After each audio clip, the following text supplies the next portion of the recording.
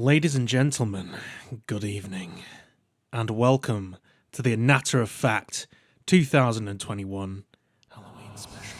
I am joined tonight on this very creepy occasion with my best friend and co-host, Max Burke. Hello.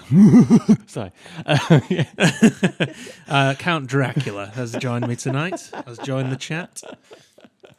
Yeah, I'm a count without the yo. Well, no, I in team, but there's a you in count. Oh, dearie me. We're back, baby. We're back with our trademark. Welcome to a Natter of Fact where we've replaced the C word with count.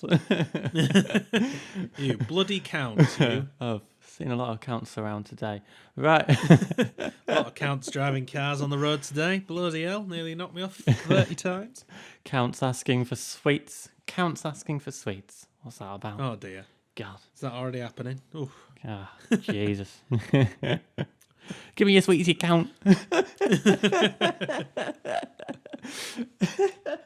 Well, we all hope you're enjoying your Halloween evening.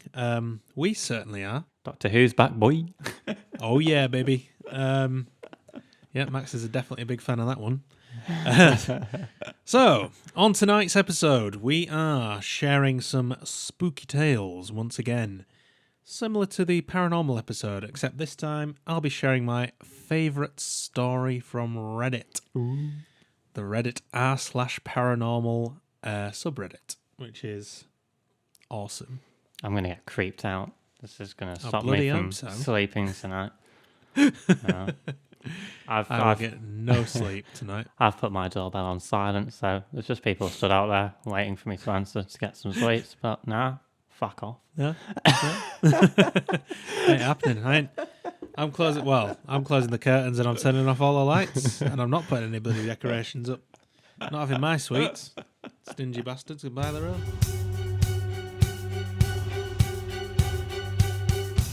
Let's do it. Let's dive straight into this hand and fist. Let me get this loaded straight up. Okay, so this Reddit story is by a user called HavocSpoilRuin.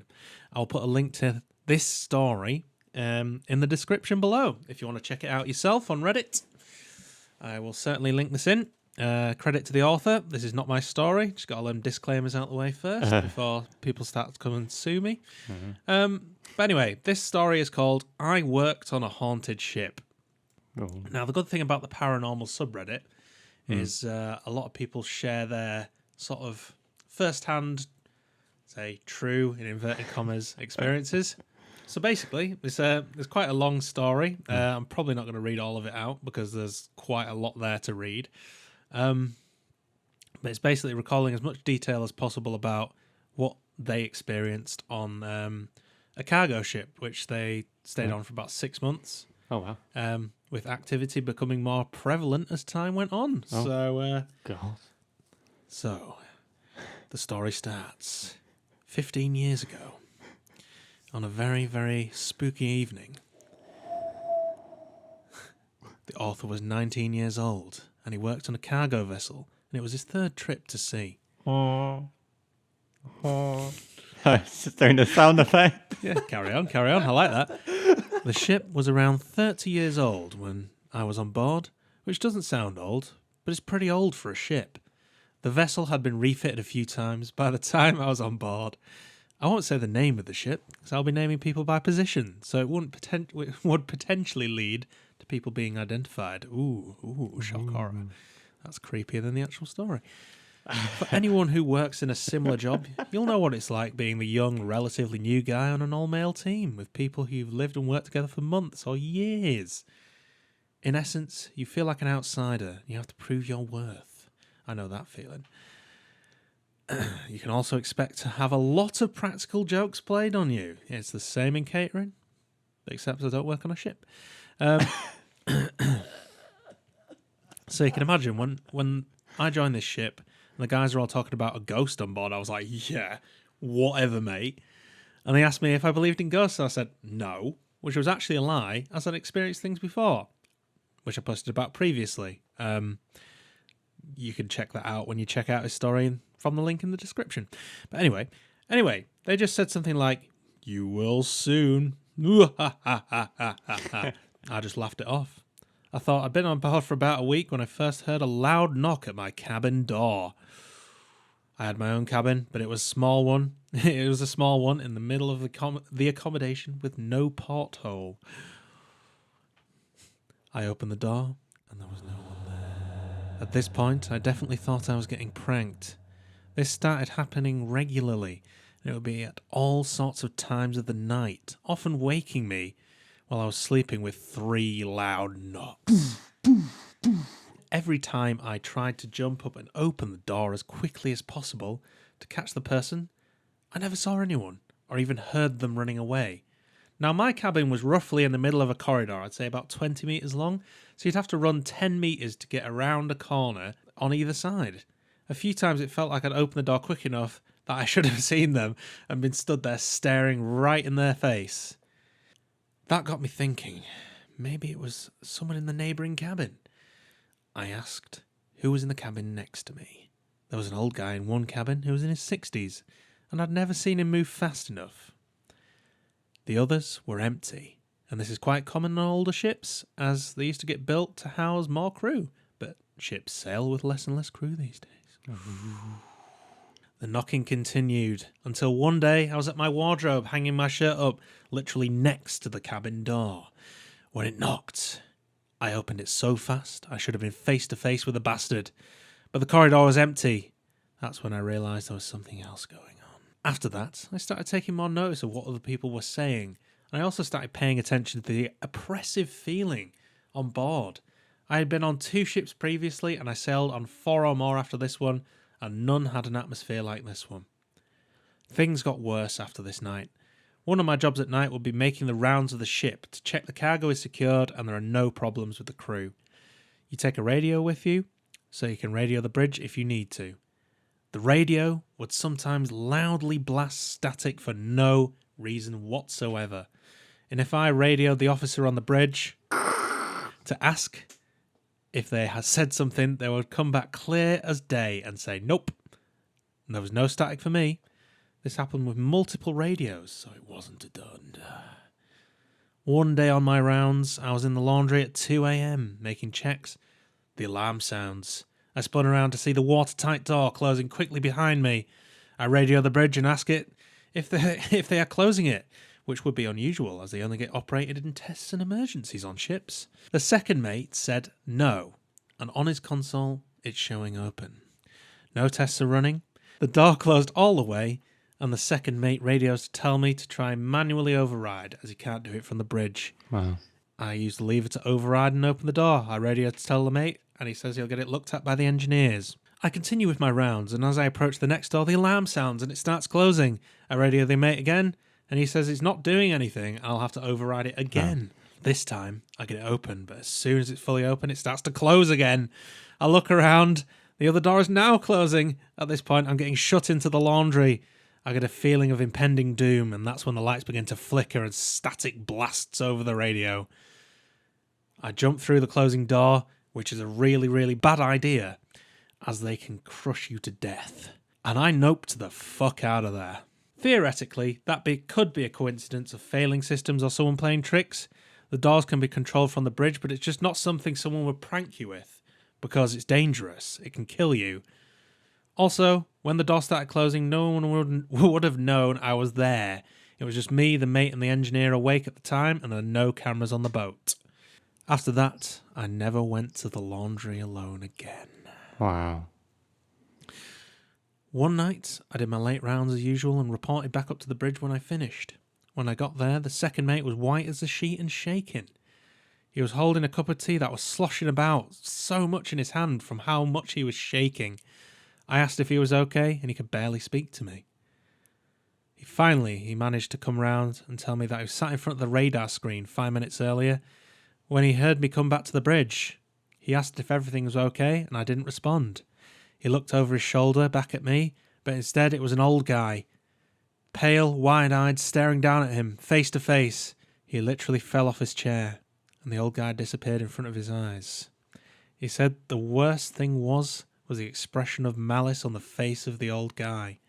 The second mate was weeping as he told me this, and to be honest, he's a pretty tough guy. The worst experience was in my cabin. I'd been on board maybe 3 months at this point, and I kind of accepted that I was stuck on this messed up ship for as long as it was sailing. I ignored my door knocking by this point. It might have even stopped happening. I don't recall. Anyway, I get into bed one night, read for a bit, and turn the light off. I think I see a figure stood over the bed. Oh. But it's pretty much pitch black in the room, so I can't make out any detail. And after initially jumping, I reprimand myself for being silly and assume it's just my eyes adjusting to the light. Then the figure sits down on my bed, physically squashing my legs and turning its head towards me.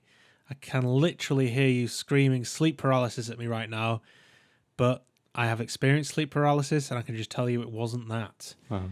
I could move my arms and upper body just fine. I could move my feet, but my lower legs were trapped by the weight of something. I was frantically pulling the duvet to try and dislodge the thing and get my legs out, but it was impossible. I tried to reach for the light switch, but it was a couple of inches out of reach. I started full on swinging at the space where it should be, but my hands didn't hit anything. I started screaming, fuck off, excuse the language, over and over, and eventually the figure stood up and I could move my legs. I hit the light and there was nothing there. Oh. I couldn't sleep without copious amounts of alcohol and a nightlight after that, even for a bit after I left the ship, which, as you can imagine, was awesome for picking up girls in my early 20s. Hey, want to come round and stay over? Excuse me while I get shit-faced and turn my nightlight on, baby.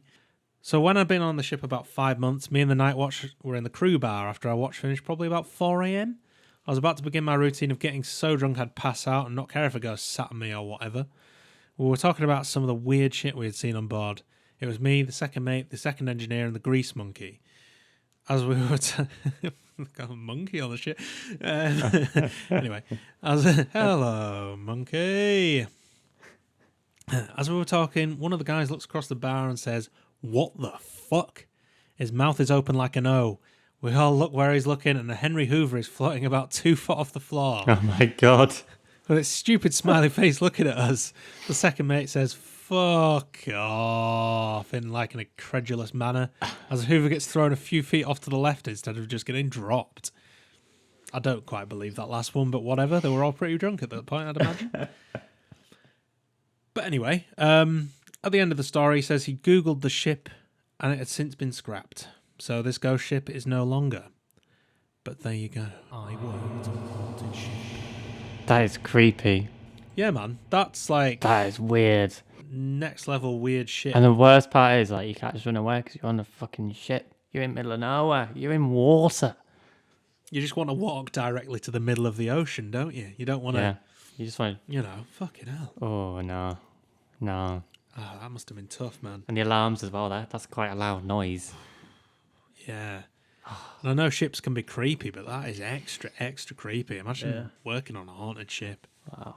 No, thank you. I suppose I was thinking about a 30-year-old ship. I was like, I suppose that is quite old if you think about it. It's, to be fair, like, you think they probably only do like 20, maybe less years. I mean, that's the 90s, That's a ship from the 90s. Which is interesting because they must be like the youngest ghosts. Yeah, I was going to say, yeah. Fucking hell, yeah. They're ghosts Unless the from crew, the 90s. unless the crew that worked on them were already in like 70s and 80s and they died on the ship. I don't know. Yeah. It's like, it seems like an odd place for somebody to like die in a cabin, you know? Yeah. I don't know. 90s, yeah. Wow. Wow, That's that's pretty creepy. That's some creepy ship.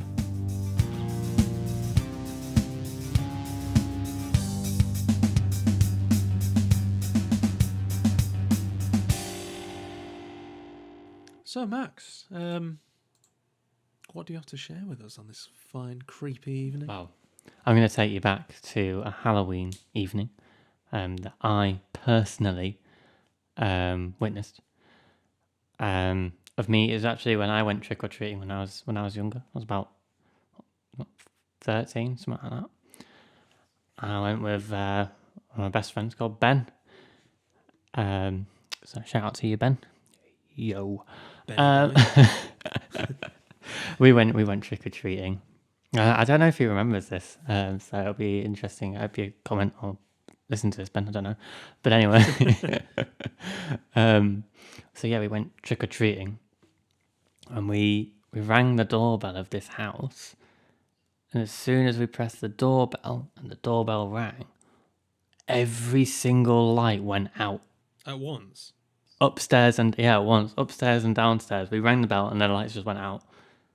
And we're a bit confused because we're like, that was definitely a doorbell and not the fuse, wasn't it?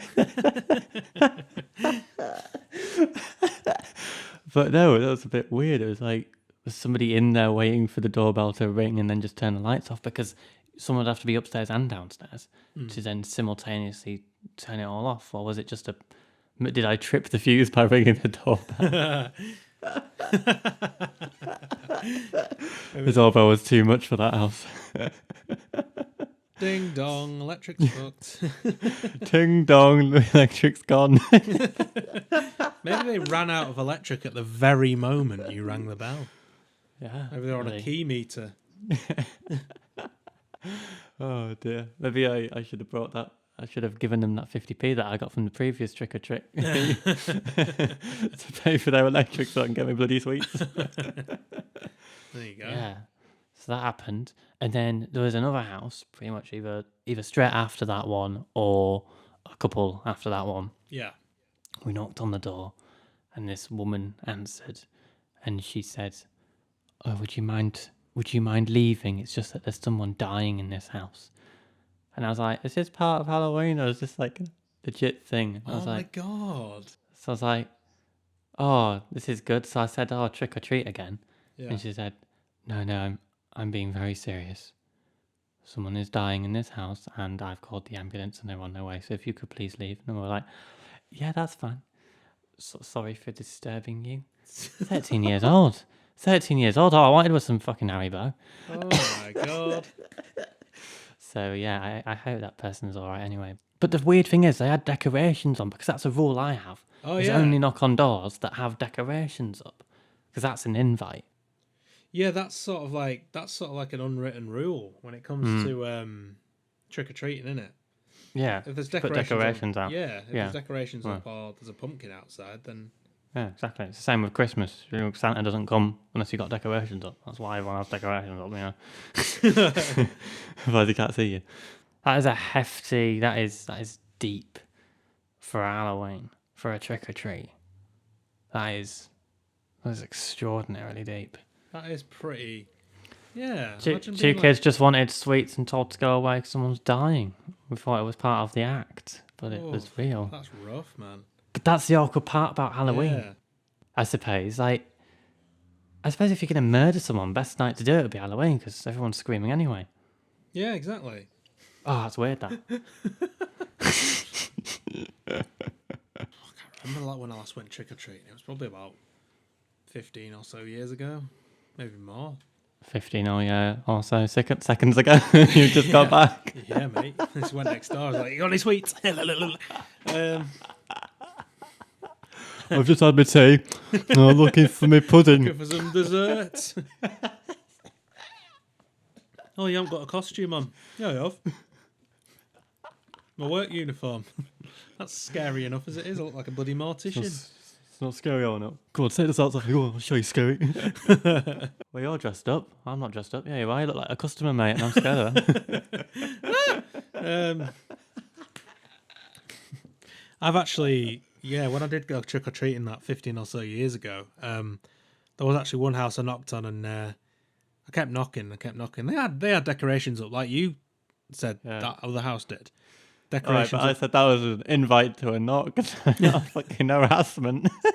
Just kept knocking. Just kept knocking, but no one was answering. So literally, eventually, this person came out and was just like, "Can you go away, please?" I was like, "Sorry, mate. You've got a pumpkin and decorations up, and all right, see you later." Bailifting for pumpkins. You got pumpkin now, you'll take that. Not paying this month's rent. Being the little chava that I was like, "Fuck you off, mate." No, I wasn't really. I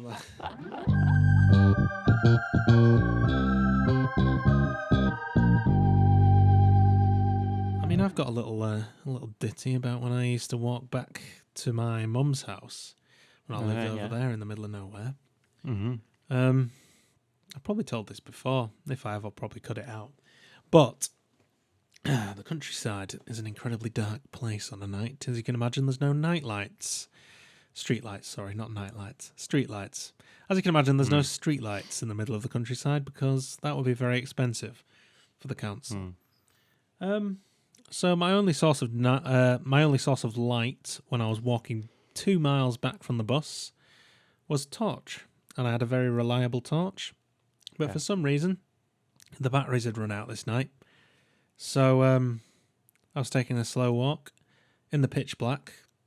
I kind of knew the road by then. It had been a couple of years. I'd been doing it by then. So I was just following the shape of the road that I could make out. And suddenly I could hear this grunting and these claws on the road. And it was quite faint at first. I thought nothing of it because there's animals in the countryside. Foxes, wolves, bears. Paedophiles. Charles Manson. You name it. There's a lot of things in the countryside which could be very dangerous to you children, especially pedos. But no, there's a lot of dangerous, rabid, wild animals which are prepared to kill you or defend themselves, depending on what sort of angle they look at it. But yeah, I was just walking down the road normally. It was completely silent, and all I could hear was this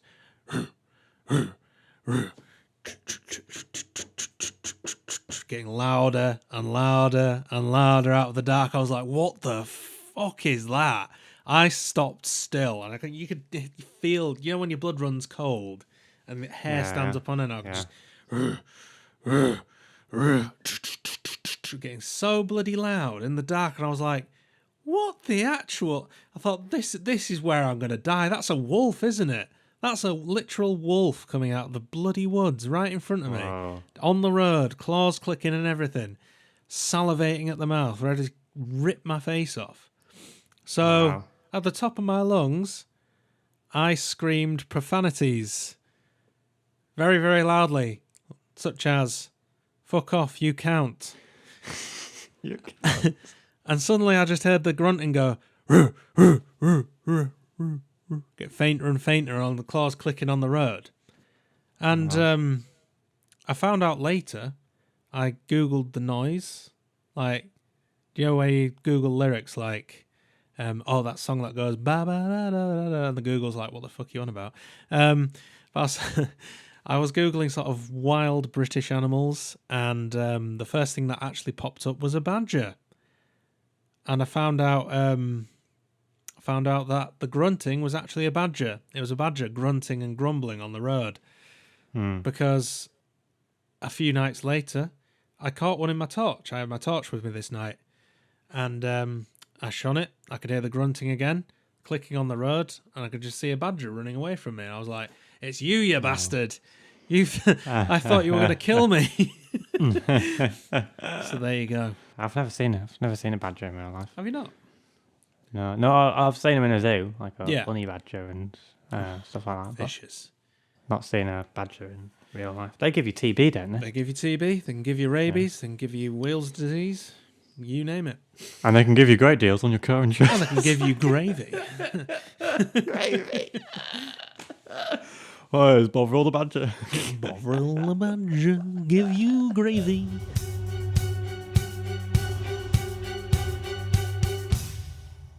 This one's called The Man with the Bag in the Woods. Ooh. There you go. What kind of bag? Cocaine? No, just a Tesco bag. Oh, Tesco bag, right. Tesco bag. So, me and Perry, shout out to you, Perry. We're doing some filming in the woods. near my woods in York. And as we're filming, there's this man in the background. He just walked by. I had a Tesco carry bag, and he walked by. We both acknowledged this. We both looked. Like, fair enough. Anyway, he walked by 2 or 3 times, sort of like circling us in a way. And then after that, we just didn't see him. Right. And then there was this guy later on, like a few hours later. This guy came up to us. Well, we had a helicopter above. Yeah. And this guy came up to us. And he had like this white jacket on. And I swear he had an earpiece in his ear. But I'll have to see if Perry remembers that. But I swear he had like an earpiece in his ear. Earpiece. And he came up to us and said, "Have you seen a man with a bag?" And I said, "Oh yeah, I've seen him a few times. He's sort of been circling us. Last time we saw him was over there." Right. And he said apparently the bag was full of weapons. I was like, shit. What? Yeah, I don't know what weapons, just full of weapons. Jesus. And actually, before the guy came over with the earpiece, we actually found a tent. We're having a little look, you know, as you do when you find a tent in the middle of nowhere. It's sort of like nosy around, have a look in it. So that must have been his tent. So I was like, oh shit. So anyway, he said, "Oh, you need to get out of the woods as quickly as possible because the helicopter's up there is looking for him and I'm looking for him." So there's a guy with a bag of weapons. So me and Perry run out. Yeah. But then we also saw a woman with a baby going into the woods. Yeah. And we're like, oh shit. You know, because there's no weapons. We're like, oh, what do we do? So I kind of went back in and back. I couldn't find her, so I just came back out and we'd finished filming anyway, so it didn't really affect us too much. But that's not the priority. Can you just hold off your search for a moment? We've just got one more scene to do, and I'm just not getting it right. So if you could just hold off one moment. One more take. Hold off, mate. In fact, do you want to be an extra? Could you get that helicopter just to do a few little... Just get him to land in the background and we'll just hop on board and do your thing, mate. Do whatever you need to do. In fact, could you get him to land and we'll give him a camera and he can get some aerial shots? Oh, dear. To be fair, I had a pretty creepy moment when I lived at my mum's house. There was a similar thing. There was a helicopter circling over the village for probably about an hour. Right. We were thinking, what could possibly be going on in this village? Like, there's just geriatric old people that live here and a couple of youth like myself. What could, what was it? Old man Peterson next door stolen a fucking tractor or something and run somebody over, gone on a mad rampage. We actually found out what it was for, and was it Theresa May running through a field of wheat? This was probably when Gordon Brown was running the bloody country. This is quite a long time ago. We found out that this helicopter was looking for an escaped psychiatric patient who had. There's a psychiatric hospital actually a few miles away from my mum's house, like 20 miles. This person had ran or walked 20 miles from this psychiatric hospital, and this person was known dangerous. So it was sort of like a deal, a bit weird. But we heard something because we have like this. We used to have this like tiny little caravan parked on the drive. That we just basically stored all our crap in. And we heard like rattling from the caravan, and someone was in there, and we thought we were being robbed. But then whoever was in there, by the time we'd gone to check it out, we'd gone out with bloody air rifles and knives, and everyone's packing heat in the countryside. But no one was there. But then apparently we spoke to one of our neighbours the next day, and he said that he saw someone stood in their garden staring into their window in sort of like a medical, like the medical gown things they put on you in hospital? Yeah. Just stood in a medical gown, just in the garden, staring through the window for about 10 minutes, and then they like ran off. But apparently they found this person like on the road a few yards down. Like the police caught up to them and took them back to wherever. But yeah, that was pretty creepy. The fact they were like in the caravan and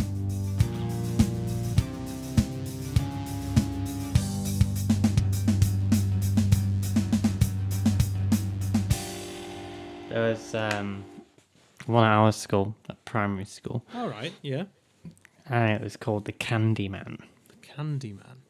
No, it's a bit like Bloody Mary, where if you stand in front of a mirror and say his name 5 times, Right. they'll turn up and kill you. Apparently, he used to live below the school, which we travelled through twice in my entire primary school time there. Okay. We only experienced underneath the school twice, and it was very creepy. Wow. Because basically, if something was happening in the assembly hall, the only way you could get to the other side without disturbing what was happening in there would be to go underneath. Wow. And we went through, just twice out of the 6 years I was there. Yeah. Well, 8 years, because I think it was nursery as well. But anyway, we went underneath there, and it was just cement floor, just solid cement floor. Right. Just like spider webs everywhere. Yeah, all the old sort of like playground equipment, all the old stuff, it's just there, just covered in webs. So it was creepy. And there was just this like corridor just in the middle of it all that we all just went down and we're like, this is so weird.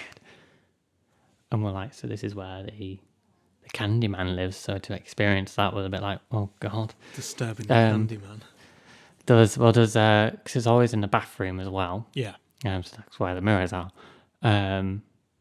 One of the girls said that when she turned a tap on, blood came out of it. Yeah, it was weird. Just one of them ones.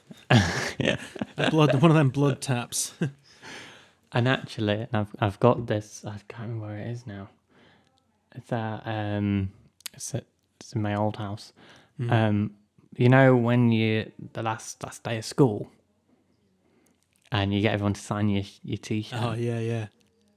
Well, on mine, I don't know who it was, or whether it was actually someone, but on the back of mine, it says Candyman, and it's written in red. What? I know. What the fuck? That's weird. Yeah. So I'm guessing it must have been someone. Well, I'm hoping Yeah? it is. That's a bit weird. Holy I just shit. remember getting home and looking at the back and seeing it. It's like, oh shit. Maybe it was that girl who said the tap ran red. Yeah. Candyman. But yeah, that was really weird. That's I didn't like that. strange. Yeah. I'll tell you what, something happened to me the other day Did it? in this very house. A recent experience, eh?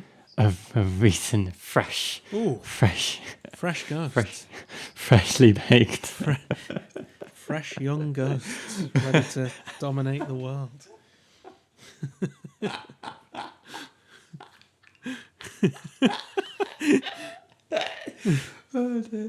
I walked into my living room. Yeah. I walked into my living room, and at the exact moment I entered, the cushion fell down. Which, yeah, I could obviously say it was just off balance, but the exact time I walked through the door, It seems too well timed. yeah, I wasn't even walking that quick enough to cause a draft. You know what I mean? So it's just a bit like, what? And when we had Winnie round, that's a dog. She you know when dogs just sort of like look at things behind you, and then just follow it round. She was doing that for a little bit. All right. She was following something around. I didn't know what, and I was like, "Oh, can you stop that, please? I'm just gonna get you a biscuit because it's annoying me." So about lads' night.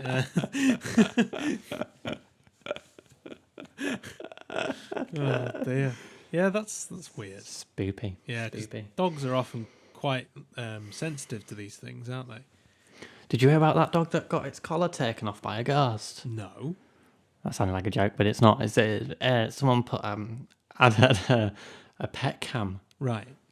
on their two dogs, and they were both in cages, Yeah. and they were both barking at something. All right. You can't see, and then they just stopped barking all of a sudden. Like they just suddenly stopped barking, and then next minute this dog's getting sort of like picked up, like and its collar comes off, and then that's it. Oh. Oh. Yeah. Yeah, it's proper creepy. Yeah. There's a similar one with cats, actually. There's a video. I'll link it below, actually, if I can find it. But there's one where these pet owners obviously have gone on holiday, like for a night or something, and they left this, like, you know, the pet cameras you can get just in the bedroom, just running, and there was a cat sat on the bed, and there was another one like in another room, and obviously the house was mostly in darkness apart from one light that was obviously from another room. Yeah. And you could make out like the cat on the bed was sort of just looking round like normally, but then all of a sudden it seemed to go like, when cats go really pointy and they're like just focused on something, just at the door, like just staring at the door, and this other cat was walking towards the door really casually. And as it goes past the light, it casts its own shadow.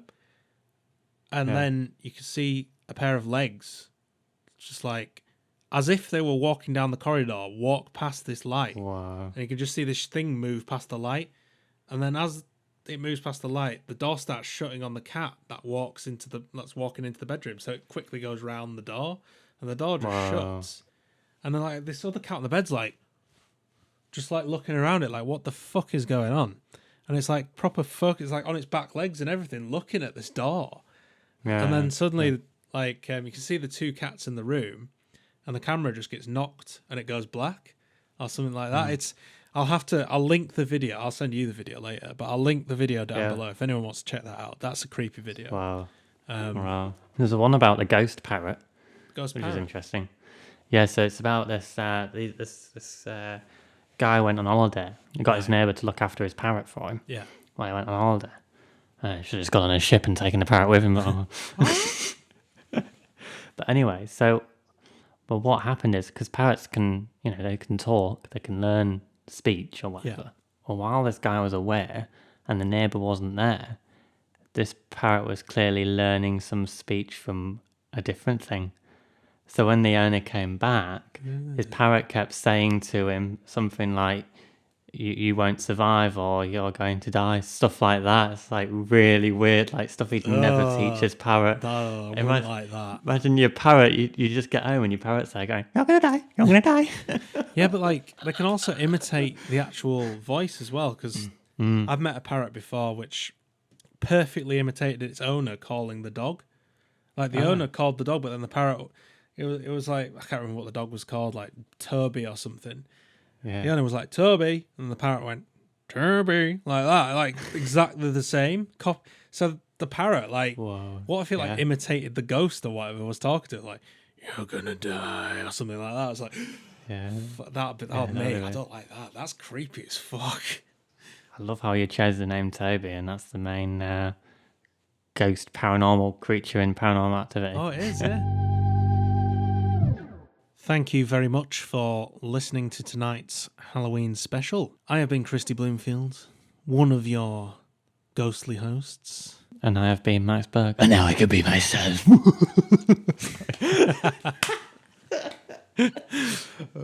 Oh, God. We'll be back soon, we promise, with Series 2. I know it's been a long time, but we'll be back soon. Enjoy the rest of your Halloween evening, whatever you are doing. Deep sight. Don't let the counts bite.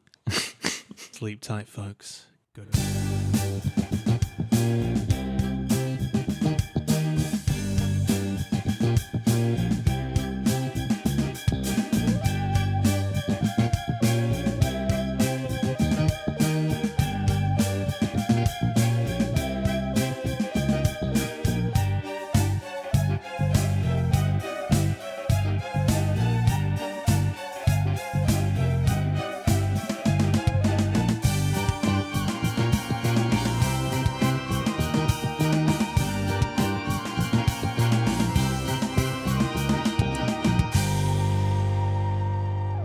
Thanks for watching our video, and if you want to stay notified on future releases, don't forget to subscribe to the official A Natter of Fact YouTube channel, and more importantly, turn on those notifications.